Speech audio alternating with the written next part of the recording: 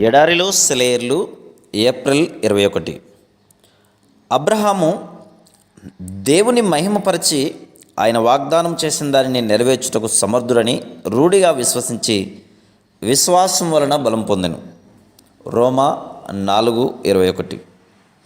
అబ్రహాము తన శరీరం వంక చూసుకుంటే అతనికి స్పష్టంగా తెలిసిపోయేది అది మృతతుల్యమని. అయినా అతడు నిరుత్సాహపడలేదు, ఎందుకంటే అతడు తన వంక చూసుకోవడం లేదు, సర్వశక్తుడైన దేవుని వైపు చూస్తున్నాడు.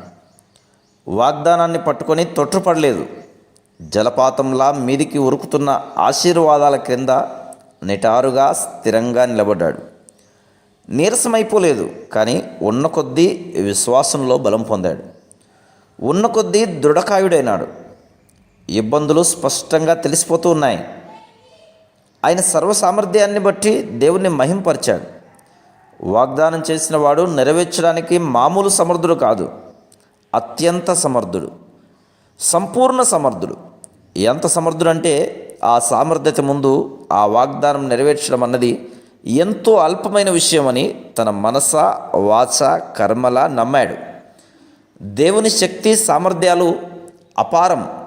లోటు అంతా మనలోనే ఉంది.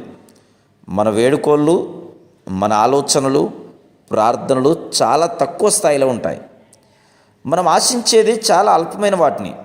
ఆయన మనల్ని శ్రేష్టమైన సంగతులను గురించి ఆలోచించమని అంటున్నాడు. మనల్ని గొప్ప గొప్ప విషయాలు అందుకోవడానికి అర్హుల్నిగా చేయాలని చూస్తున్నాడు.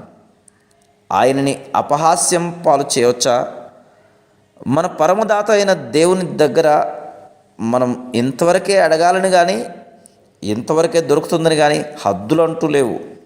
అయితే ఇక్కడున్న షరతు ఒకటే, మనకి ఆశీర్వాదాలు మనలోని పరిశుద్ధాత్మ శక్తికి అనుగుణంగా దొరుకుతాయి. దీవెనల ఖజానా పైకి దేవుని దివ్య వాగ్దానాల నిచ్చెన మీదుగా ఎక్కిపోండి. తాళం చెవిని ఉపయోగించినట్టుగా వాగ్దానాన్ని ఉపయోగించి దేవుని కృప, అభిమానం అనే సంపదల్ని చేజిక్కించుకోండి. Praise the lord.